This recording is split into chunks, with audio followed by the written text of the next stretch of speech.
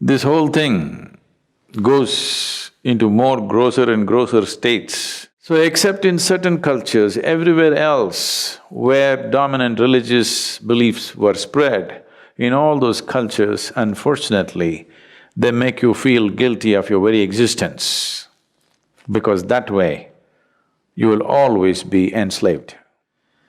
Guilt and fear have been a phenomenal tools to control populations, which has been successfully done for a long time.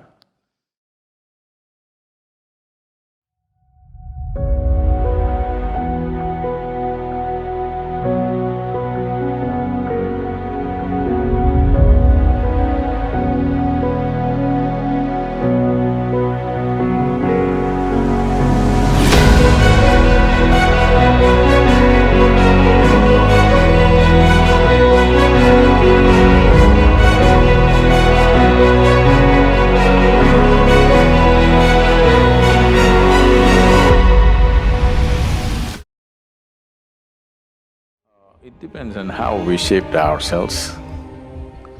If we become wonderful human beings, it's one thing. If we have become an ugly manifestation of humanity, definitely it's an original sin. It's a mistake. Sin is too strong a word, maybe it's a mistake. So too many mistakes are being made in the world, no question. You claim to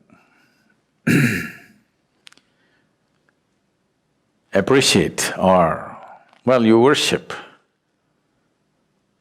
the one who is referred to as the creator,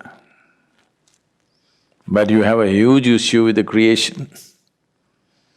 If you do not appreciate the creation, why the hell should you worship the creator? Someone who made such a bad job of this, the only way you can even be born is through sin, I think he must be banished. Now, this is a fantastic device to keep people enslaved forever.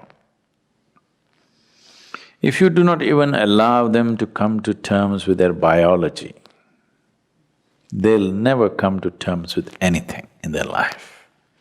Always they will be dependent on an institution or a person or something who claims to have connections.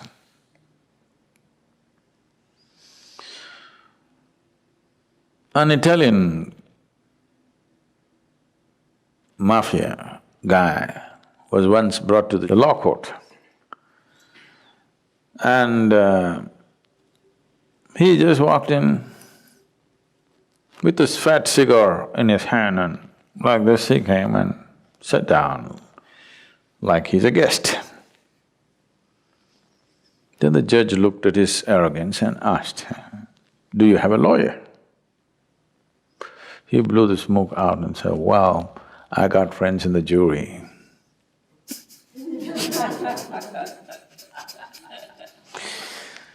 So people who are supposed to have connections elsewhere, you will always be enslaved to them because you feel guilty about your biology. This whole thing goes into more grosser and grosser states. So except in certain cultures, everywhere else where dominant religious beliefs were spread, in all those cultures, unfortunately, they make you feel guilty of your very existence, because that way you will always be enslaved to whatever they have set up. Something so fundamental as the menstrual cycles in a woman, she has to feel guilty about it and she's impure. Her existence is impure. Unfortunately, I want you and all the teachers of the world to understand, if your mother did not have menstrual cycles, you wouldn't be born, even if she met your father. Yes. So the life-making material, unused, is what it is. And if that is impure, your very birth is impure, that's what they're anyway trying to tell you, that your birth is impure. And to cover this, there's a whole lot of other stories which I don't want to enter. Once you are not in terms with your own physical existence, you're essentially will never ever be in terms with any other dimension of your life. This itself will cover you forever. This is a fantastic trick to keep you enslaved forever. No wonder institutions have lasted. Though they've lost their relevance, they stay simply because your existence, your very existence, you're guilty of. If you're guilty of your very existence, that means one or that which is the source of creation should be even more guilty. You are eternally guilty, and that which has created all this must be even more carrying the burden of guilt. Guilt and fear have been a phenomenal tools to control populations, which has been successfully done for a long time.